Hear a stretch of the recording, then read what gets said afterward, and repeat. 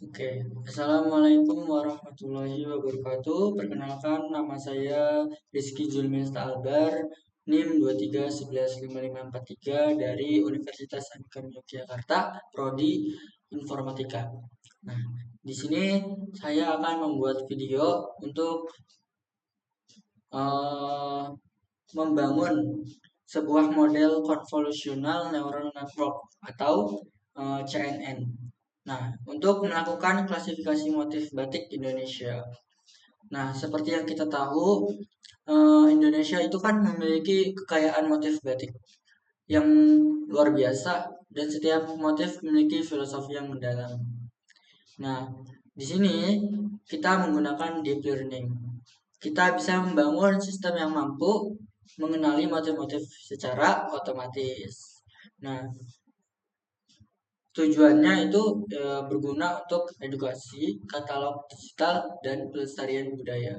Oke, di sini langsung saja ke proyeknya. Pertama, kita akan uh, men-git clone dulu. Selanjutnya, kita menyiapkan data untuk training dan validasi. Di sini saya menggunakan fungsi image dataset from directory dari TensorFlow. Lalu fungsi ini sangat praktis karena bisa memuat gambar dari folder dan memberi label, gitu ya.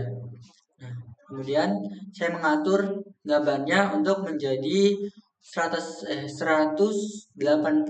dikali 180 dengan batch size itu 32. Data saya dibagi menjadi 80% untuk data latih, terus 20%-nya untuk data validasi. Oke.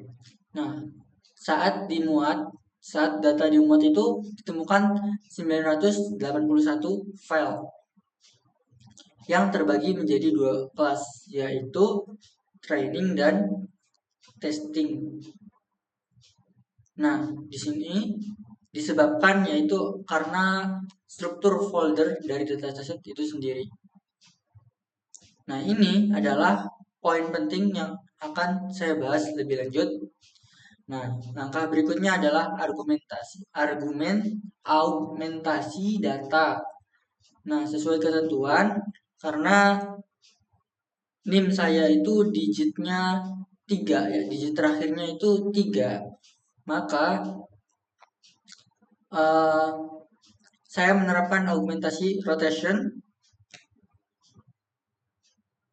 Nih, rotation dan flip, yaitu kita membalikan gambar. Nah, lapisan augmentasi ini saya buat menggunakan crush sequential yang berisi random flip untuk membalik gambar. Itu membalik gambarnya secara horizontal, dan random rotation juga untuk memuat gambar secara acak. Nah, tujuannya adalah agar model lebih tangguh dan tidak overfitting. Oke, di sini saya akan melihatkan arsitektur model CNN yang saya bangun. Nah, karena NIM saya yang ganjil, saya menggunakan 5 lapisan konvolusi. Nah, model ini saya bangun secara sekuensial. Satu lapisan pertama itu augmentasi data yang sudah saya jelaskan tadi. Kedua, kita menggunakan lapisan keduanya yaitu rescaling. Nah, itu untuk menormalisasi nilai pixel gambar dari rentang 0 sampai 255. Ya. Nah, kemudian menjadi 0,1. Nah, ini itu penting untuk membantu model belajar lebih cepat. Nah, Untuk nomor 3, ini saya menggunakan 5 blok konvolusi. Nah, setiap blok terdiri dari kon V2D. Nah, kon V2D. Nah, yang berfungsi sebagai ekstraktor fitur untuk mendeteksi pola pada gambar dan lapisan max pooling 2D. Nih, max pooling 2D. Nah, itu untuk mereduksi ukuran fitur agar lebih efisien.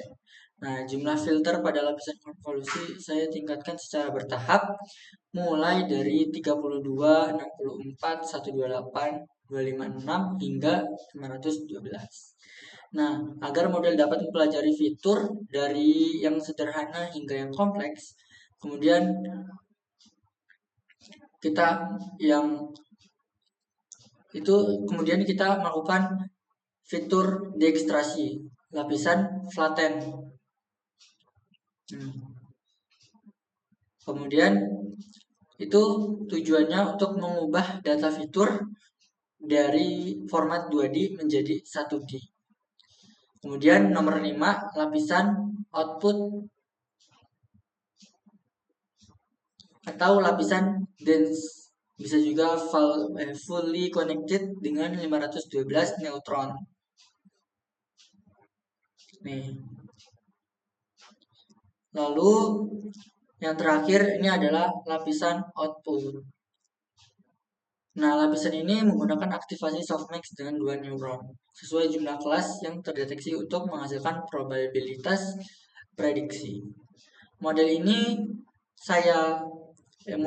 kemudian saya compile menjadi optimizer Adam, kemudian loss function super categorical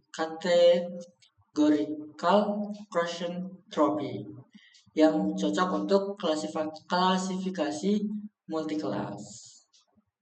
Oke, di sini sudah terlihat model CNN-nya 5 lapis konvolusi. Nah, untuk grafik akurasi, garis biru adalah akurasi bentar ya. Nih. Lalu kita melakukan epoch. Kita melatih selama 50 epoch dengan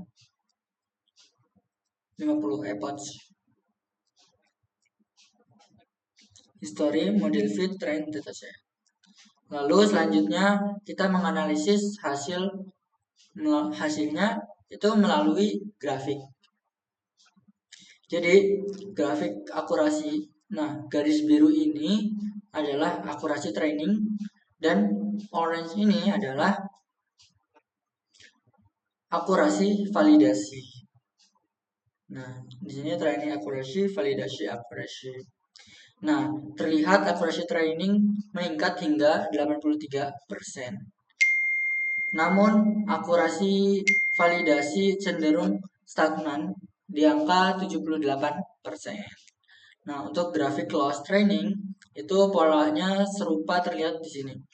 Loss training terus menurun. Nah, terus turun-temurun. Kemudian sementara loss validasi itu nilainya lebih tinggi dan tidak stabil. Nah, dari grafik ini ada beberapa performa hal yang bisa disimpulkan. 1. Performa model. Nah, modelnya mencapai akurasi sekitar 78%. Kemudian ada potential overfitting, analisis kritis, dan lain-lain. Nah, kemudian saya akan menguji 3 gambar hasil prediksi saya. Nah, ini secara random kita acak. Nah, jadi dari kode ini akan menghasilkan ini. Jadi gambar pertama adalah label aslinya, yaitu training, dan modelnya berhasil memprediksinya sebagai training dengan keyakinan 52,18%. Nah, gambar kedua dan ketiga juga menunjukkan hasil yang serupa. Oke. Nah, sebagai kesimpulan untuk ini, proyek ini telah Yang proyek yang saya buat ini berhasil membangun model CNN dengan 5 lapisan. Terus konvolusi yang dilatihnya selama 50 epoch. Namun analisis ini menunjukkan bahwa keterbatasan utama performa model terletak pada struktur dataset yang digunakan.